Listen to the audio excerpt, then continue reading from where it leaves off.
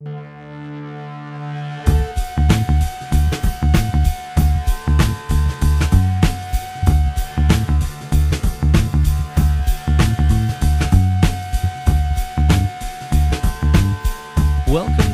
the Nightly News Podcast. This is Professor Paul Miller, and I'm sitting in today with Associate Residence Life Coordinator for just a couple of more days, Dillon Epler. Dillon, this is your third time on the podcast, if I'm not mistaken?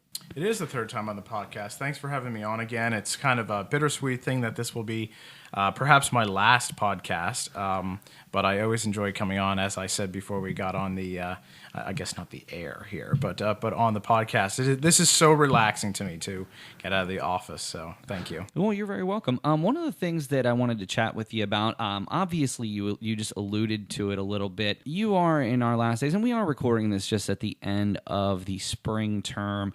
You will hear this in July, listeners, but Dillon, you've sort of been my political correspondent, and obviously that's well within your background of law. It's obviously government, law go hand in hand, and also with law goes who is in charge. But I do, and we will come back to that shortly. Obviously, I want to talk about the upcoming general election. We had you on for the primary election, but I just want to talk a little bit more with you about your time here at Central Penn College.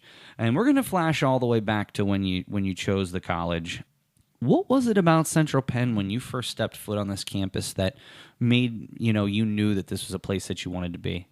Sure, great question. So I was actually a transfer student. I came in 2011, and I was looking for something that would. I was a political science major at my first college, and then I knew that I wanted to either stick with political science and keep on doing something with whether it was political science, like I said, or law. So I thought, I'm looking to transfer. I didn't want to have outrageous student loan debt and being a political science major. If anybody's a political science major, they'll know that you're a lonely legislative aide making like $25,000 a year. So I wanted to get a good internship. I wanted something close to Harrisburg. I was very involved with local politics back home in the Democratic Party. In Tamaqua, yeah. And really from high school on, my parents, have a great civic mind and really wanted my brother and I to be active, and we both are very active in our community civically,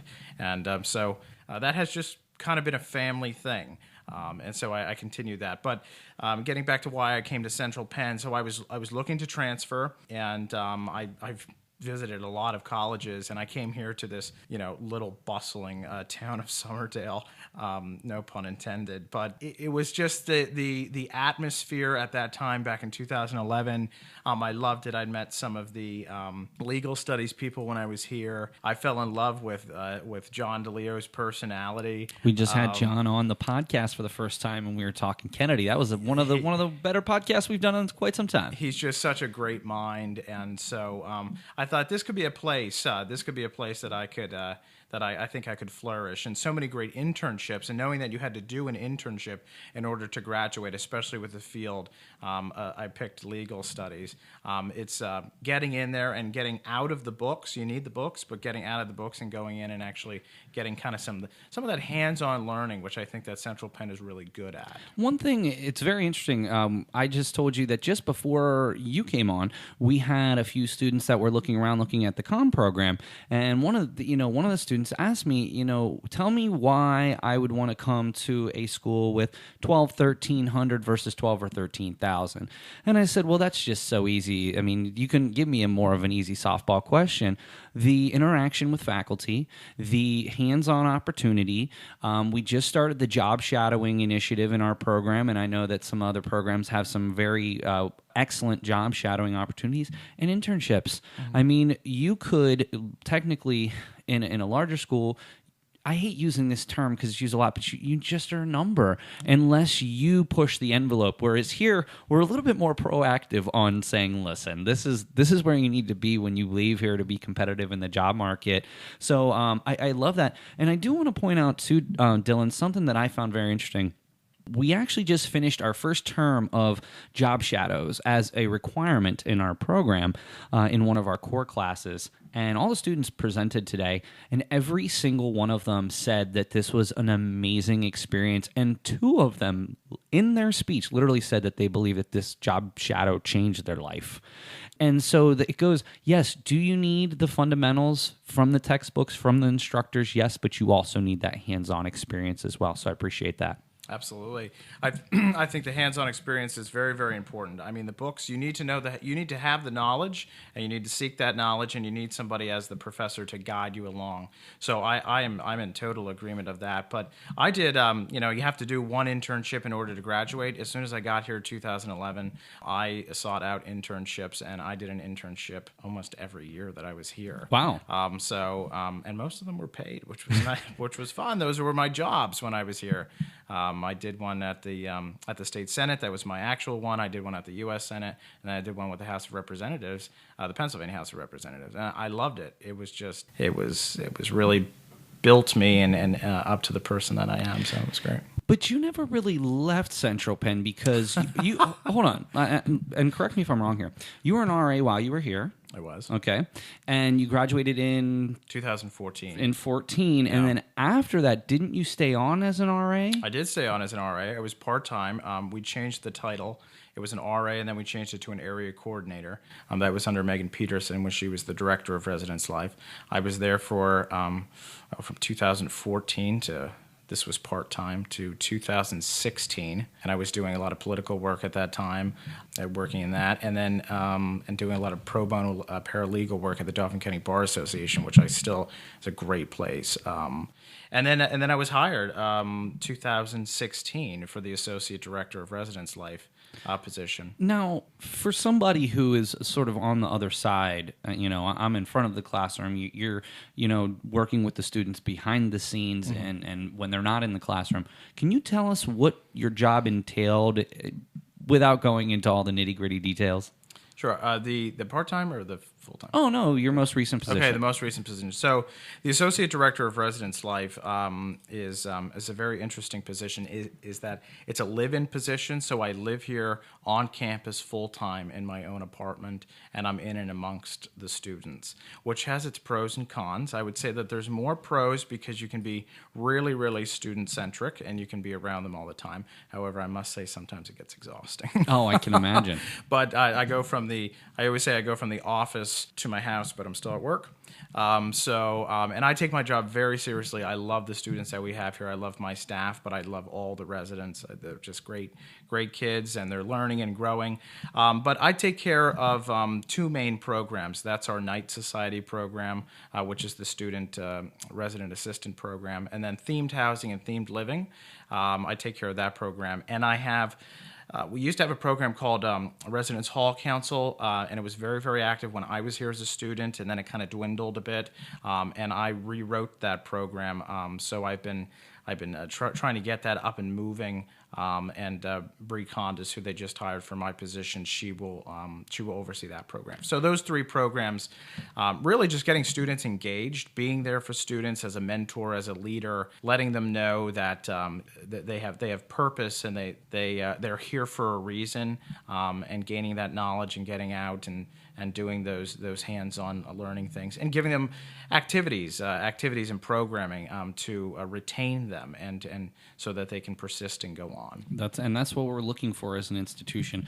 It's wonderful to have a large crop of students, but if they don't persist, as you note, it's really a lot of hard work for not much on the back end, because we want students to stay here. We have wonderful opportunities here. We want them to be successful, and we want them to stay. And I mean, that's really what higher ed's sort of all about, is that the number of new students isn't necessarily the biggest deal. It's the retention numbers. And in fact, Dr. Federici talked about that in her, I wouldn't call it an an inauguration speech, but when she accepted the presidency, that was one of her key things is her really large increase in retention here at the school.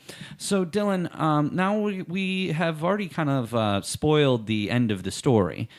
So you've been in this position since 2016, and so you've been in this position for about 2 years.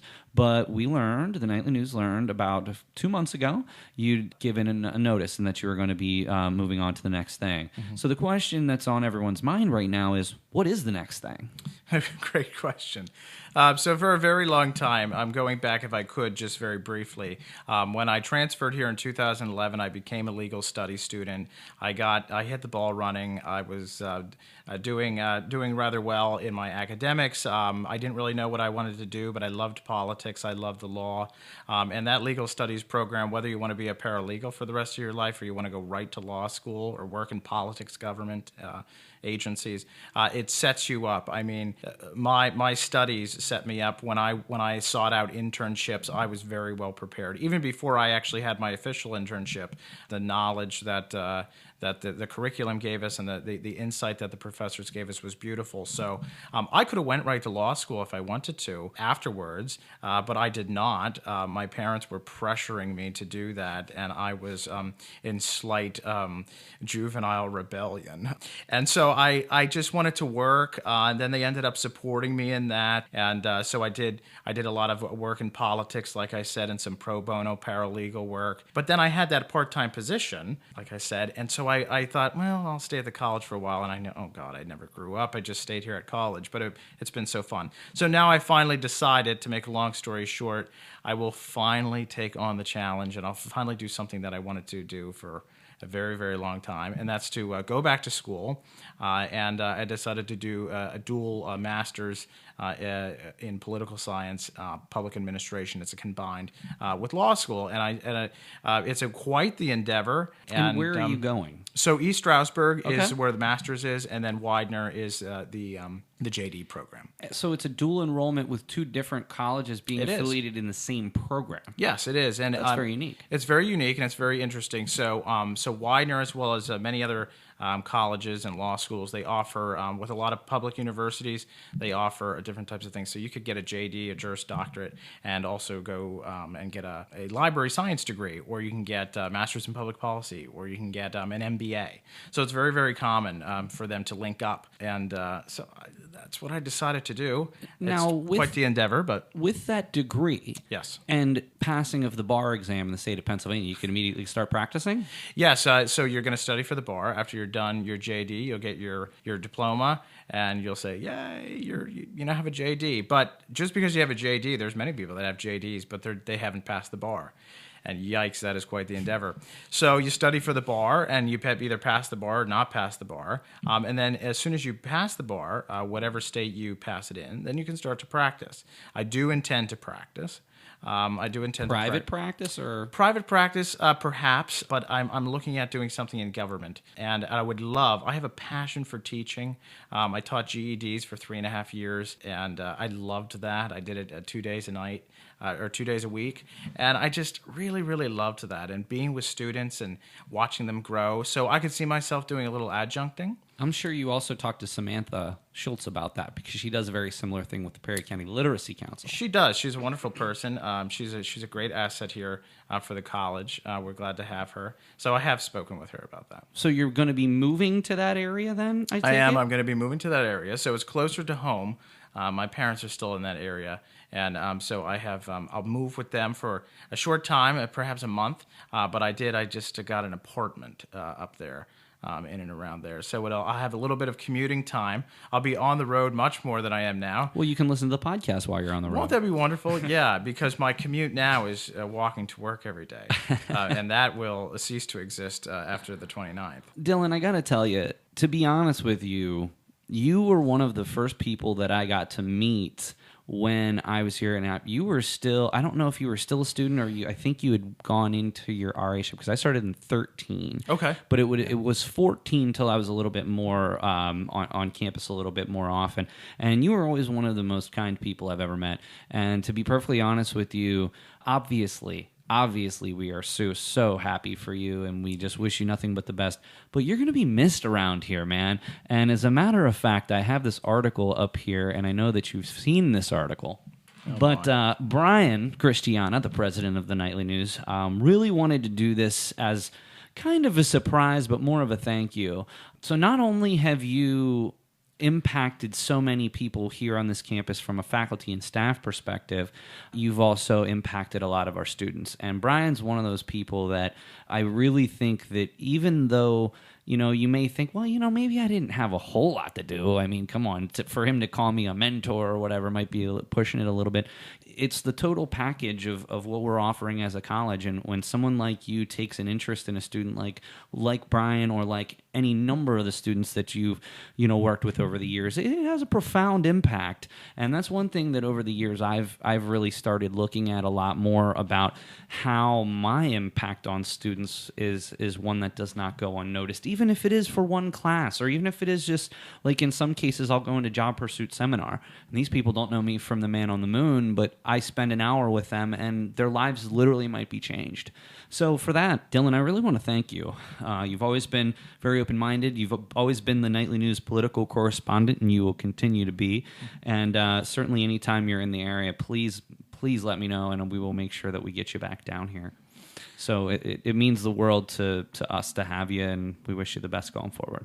Well, I am definitely going to miss this place. This has been from the time that I was a student to the time that I was hired as staff, I couldn't be more pleased and happy to be here. You know, men aren't supposed to cry, but it's going to be emotional leaving this place. I'm very invested here, especially being an alum, and I love the kids, I love the faculty, I love the staff, I love the people I work with. So thank you for your kind words. You're very welcome. But of course, I would be remiss to let you leave without talking a little politics here. Oh, of course. The last time that we'd spoken was just before the preliminary elections, and we discussed some of the key races. We'd specifically discussed the lieutenant governor race, in which John Fetterman was victorious in a very close race. Yeah, very close. That was actually probably one of the closer races. Yeah, it was, actually. But I do want to just talk in our last couple of minutes here about the three big positions that are going to be up for election. Now, obviously, there's a lot more.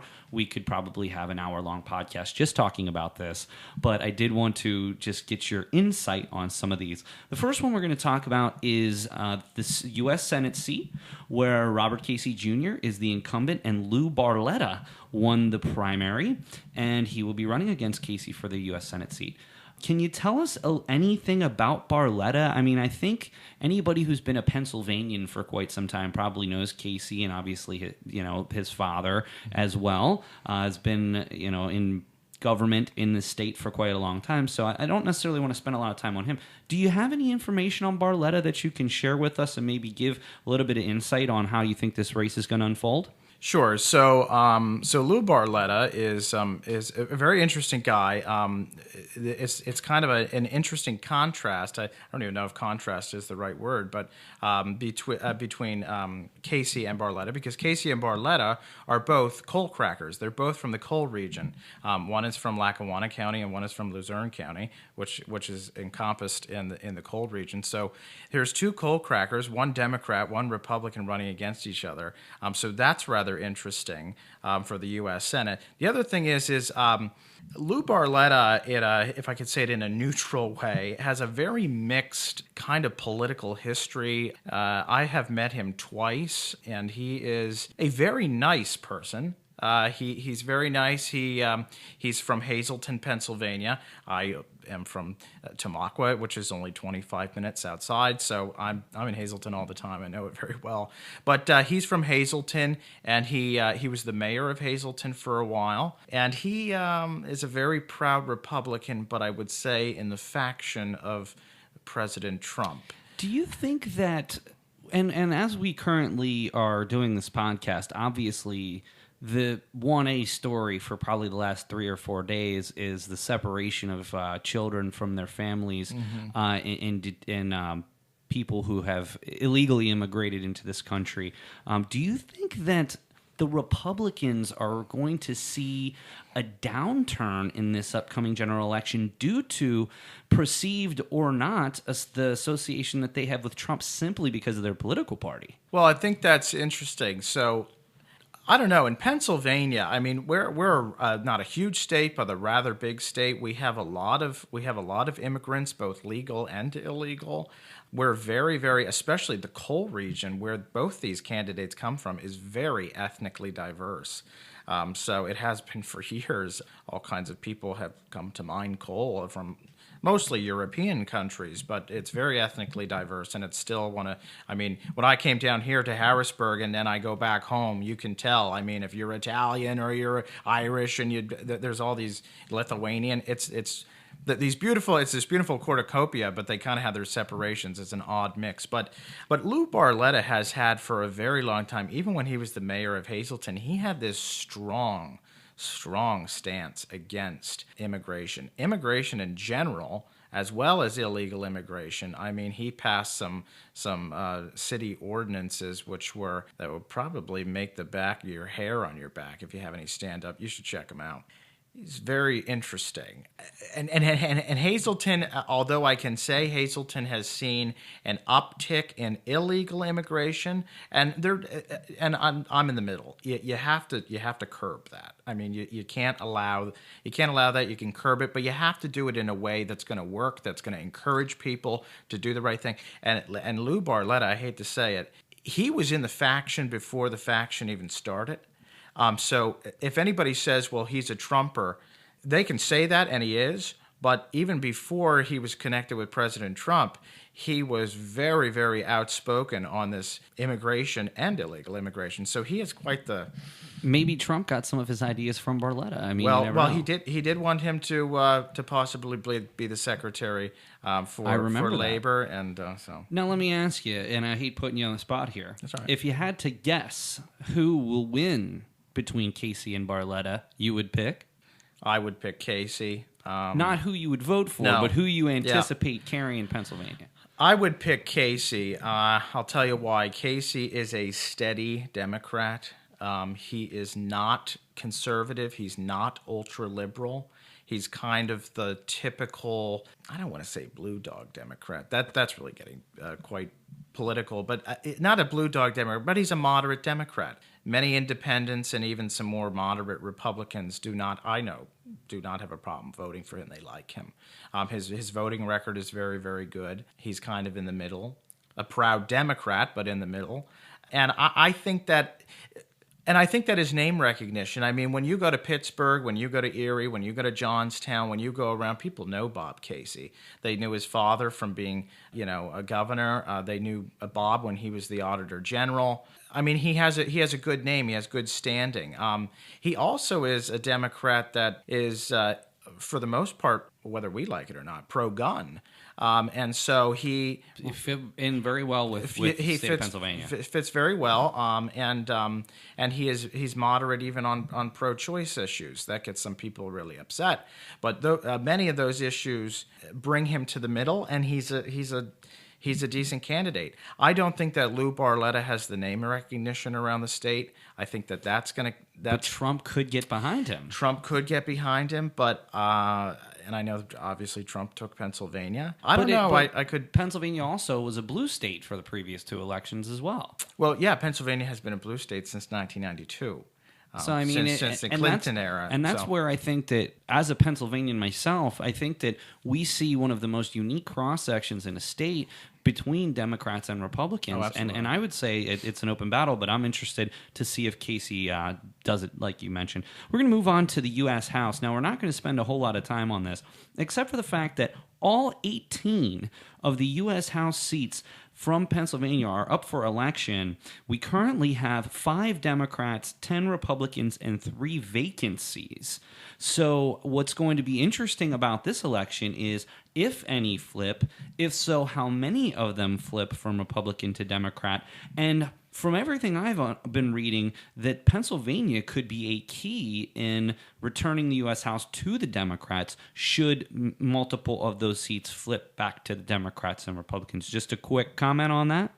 Sure. Yeah. I think that this time around in the general election, I think that especially some of the more, if you look at Philadelphia, the suburbs of Philadelphia, the main line. If you look at the suburbs of Pittsburgh, a lot of those people are actually registered independents, if not registered Republicans, but they're really, really moderate to liberal Republicans and independents, which traditionally have within the past 10 to 15 years voted for Democrats. Although they're not registered Democrats, they voted for Democrats because they're falling more in line with them. So I think that Pennsylvania could help switch over the House of Representatives in Washington. We'll see. I'm not really sure. I have been watching. Muhlenberg has some great polls out. So does F&M, Franklin and Marshall.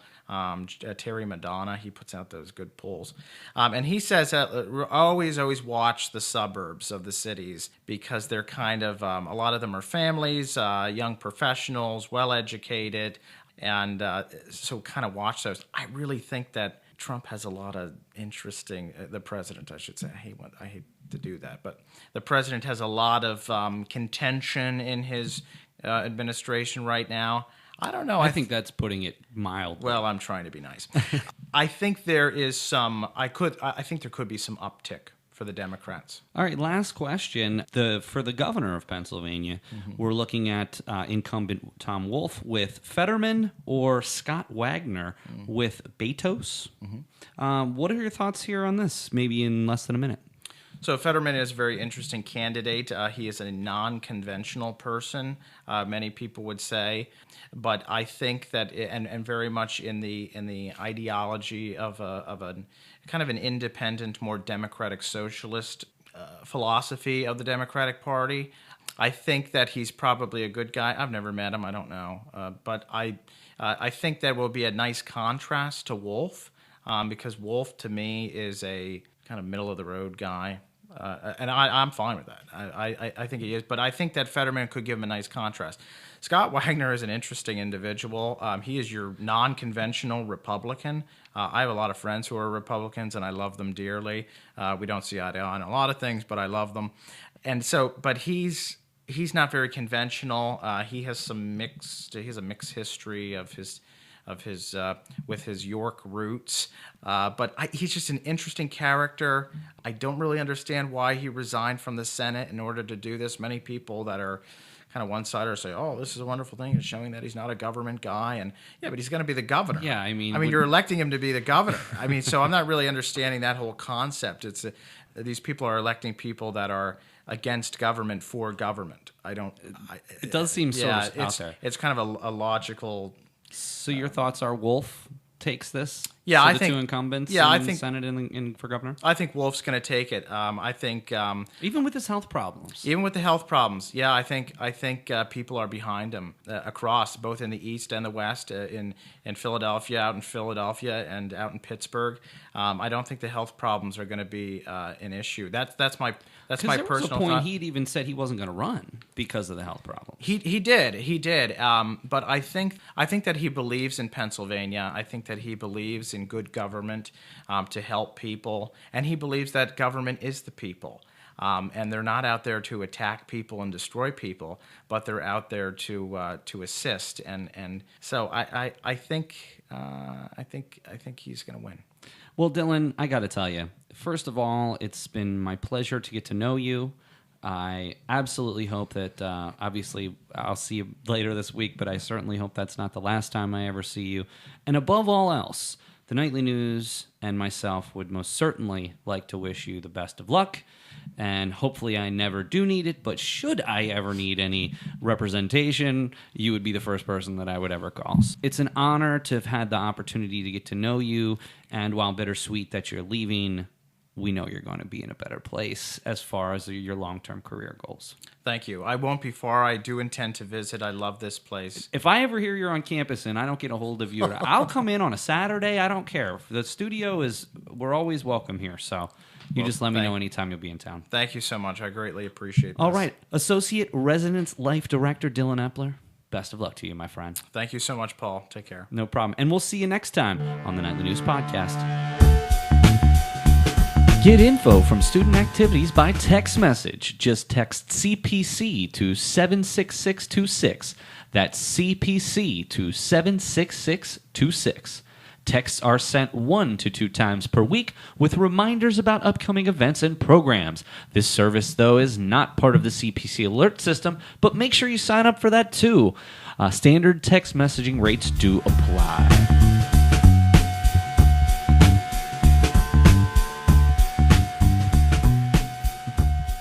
Welcome to the Nightly News Podcast. This is Professor Paul Miller, and I'm sitting in today with the President and Vice President of the Student Government Association here at Central Penn College, Morgan Littleford and Isaiah Scott. Welcome to the podcast. Thank you for having us. You're very welcome. Well, Morgan and Isaiah, there were a few specific reasons why I've wanted to have you guys down. And to be honest with you, I would love if you guys would come down a little more often, talk about the things you guys are doing. You're welcome to come down anytime, especially if you've got important things going on in the SGA. None more important, though, than something that we've announced just recently here at the college, and that has to do with some of the new food service options that are going to be coming out during the summer term. Unfortunately, we were alerted that the provider of our food was no longer going to be open on weekends. Do you have any idea where or maybe when you found out about that and then kind of realized that this was sort of an urgent situation? We found out on Saturday morning that it wasn't going to be open on weekends. And I mean, it's not to say that, I know a lot of students do go home on the weekends, but there are certainly occasions where you can't go home on a weekend or you have a ton of work to do. And as a college with residential students, I mean, it's imperative that we have some food offerings. So since that happened, there were some new initiatives that you guys have been working on. So can we hear quickly about what some of those initiatives are to sort of replace that weekend meal? Well, something that SGA has been behind is the food pantry. And what the food pantry is basically here for is to help students not only now with not having food on the weekends, but even when they ran out of money. That was our initial goal with the food pantry, but now it's going to be open for students to eat on the weekends as well. So that's a secondary concern there that you mentioned, is that you have a finite amount of dollars on your meal plan. You go and you use those, and it is currently by weight. So yes. You take your food over, you swipe your card, and apparently, from what I understand, a lot of students were running out of their meal plan later in the term. Was that ever something that happened to you? Yes. So that was one of the things, too, that has become an issue here on campus is students run out of meal plan dollars. So the food is you paid for by weight. So depending on how much food that you get, that's how much is subtracted from your meal plan. So a lot of people were running out of their meal plans closer to the end of the term? Yes. And that's, at what point is that a problem? And what happens,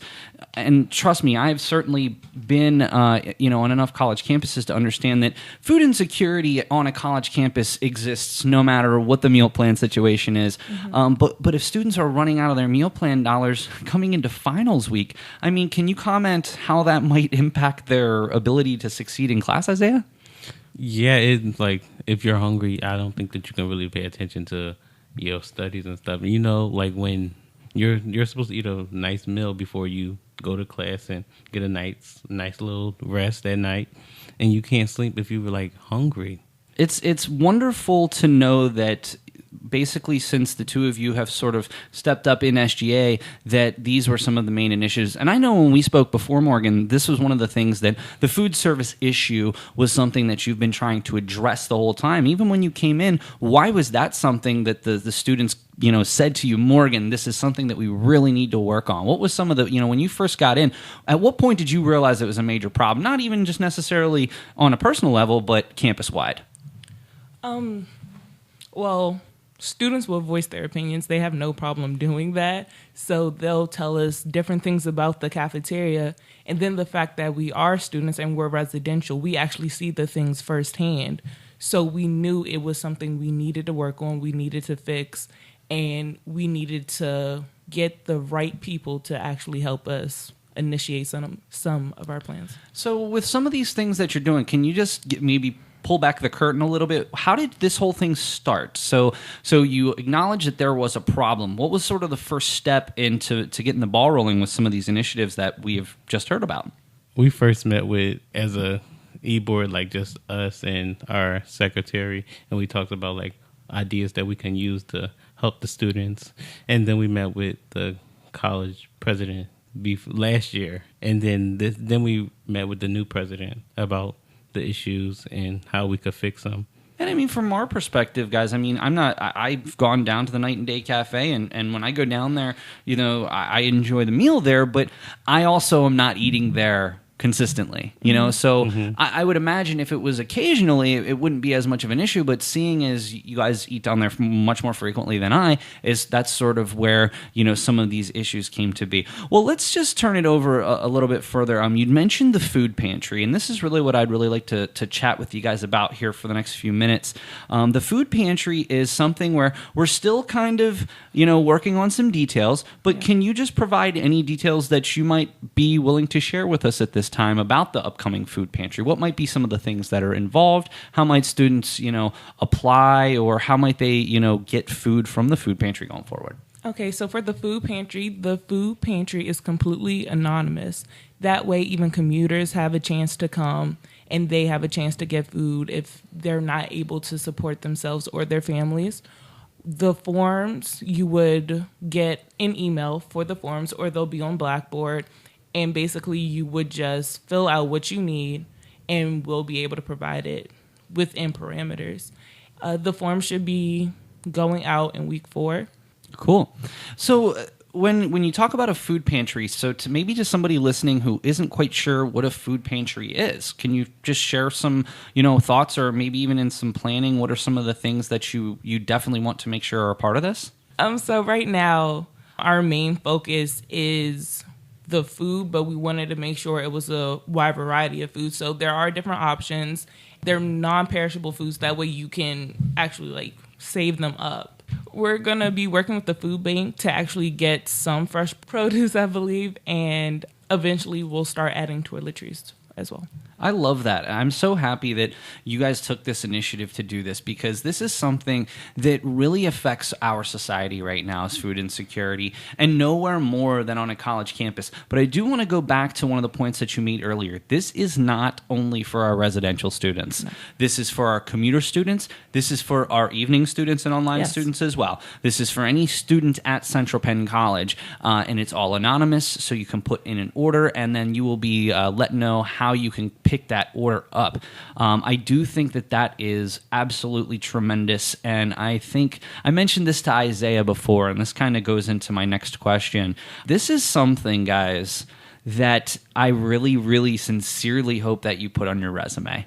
I believe that this is something, because let me, in my experiences, I'll go into, in the past, I would have gone into an interview and they would have said, tell me about a project that showed your level of leadership. Mm-hmm. And please, both of you, if you ever are posed that question in a job interview, you tell them about this, because this is something that not only are you helping the current students here who have voiced that this was an issue, you have now set the standard for what is to be expected from a college campus such as ours. So what you're doing is you're leaving a lasting impact. And I know that in the moment it might be kind of difficult to see that, but I said to Isaiah earlier, you can come back in 20 years to Central Penn College, and that food pantry will probably still be there. And you can tell people, if you're back at a fall harvest or something like that, you can show your family.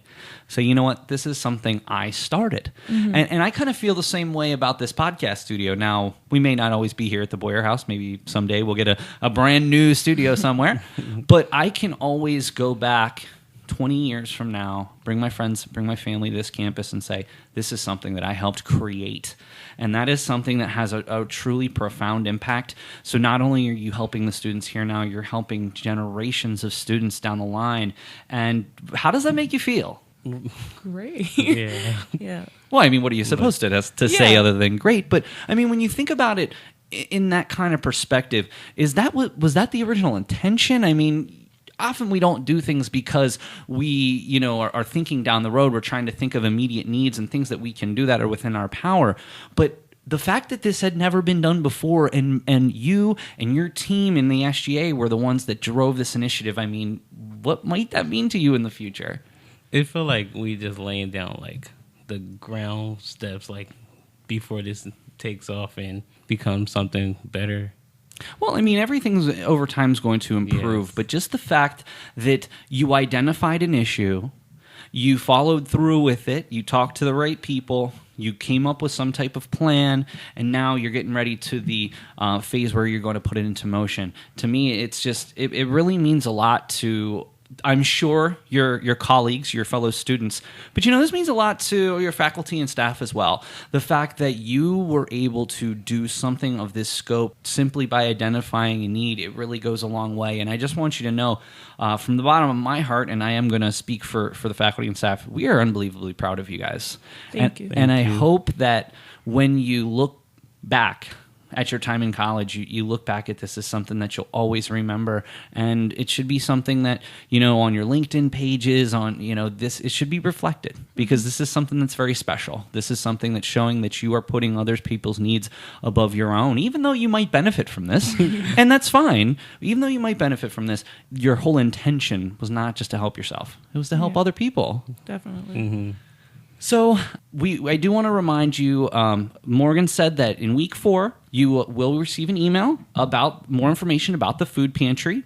There also is going to be meals on the weekends as well. Is that correct? Yes. Yes. Can you share a little bit more about that in case we do have some students maybe that'll be here over the weekends? Sure. So from what we know about it, the RAs here on campus will be distributing food from 11 to 2 on Saturday and Sunday.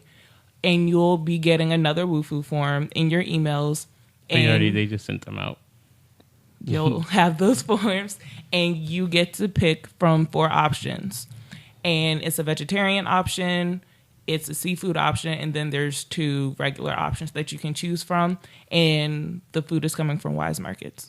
It's interesting. Wise has done wonderful things for us, not only in this particular instance, but even the Nightly News. We've done a lot of catering for them. A lot of our big events that we've had here on campus have been catered by Wise. Excellent partnership that we're beginning to forge with them. So not only are you working with local food banks, you're also working with Wise Markets. I mean, it's so interesting to me that, for as long as I can remember, food has always been an issue for the SGA. Mm-hmm. And now you are building these partnerships with our local community organizations that really are going to go a long way. So I think that that's really awesome as well. One more big piece of news that I really wanted to chat about, there's going to be a new 24-hour kitchen. Yeah. Let's hear about that. This was actually news to us. Yeah. We just found out with the rest of the school, but I think that is a great thing to have since the Super Suites don't have food in Don't the have kitchens. Yes, I'm so sorry. Don't have Now, kitchens. do you have a refrigerator? We Yes, have we have a mini refrigerator. fridges. Okay, so you have And a mini microwave. You have mini fridges and a microwave. So those are your options. But you don't have a stove. No. Yeah. So that absolutely limits the types of food you can have, either Easy Mac or cereal and those types of things. Trust me, I and ramen, of course. Hey, I went to college also. I remember those days. But even I just think that this is such a cool thing. Now, some of these things I will note are going to take some time to get into place. Yeah. But certainly the weekend meals are happening pretty much immediately, right? Yes, Yeah, they this start weekend. this weekend. And food pantry is in the works. Yes. I talked to Adrian about that, and I'm really hoping to be a part of the committee that helps make sure that this is sustainable. But this kitchen idea I love. Now this is going to be in Bollinger I do Hall, too. and I think that they are. Dr. Fedrizi came to our faculty senate meeting the other day, and she talked to us a lot more about this. And I believe it's going to be in the old OTA lab, which is just around the corner from the Night Owl Computer Lounge. Yeah. So I think that that's so cool. So it may not have been what you set out to do, but now that you're looking back and you say, oh my gosh, okay, so we got free meals on the weekends, we got a 24-hour kitchen, we have a food pantry that's going to be taking place. I mean, is this even more than you anticipated? Definitely. Yes. And it feels good to know that the one idea that we brought to them, they took it and they ran with it and made even more options for Like the a domino students. effect. Yeah. Well, I just think that it just shows the power of student government. Mm-hmm. And, I've talked to Kendra Elliott, who was I believe 3 times ago, SGA president.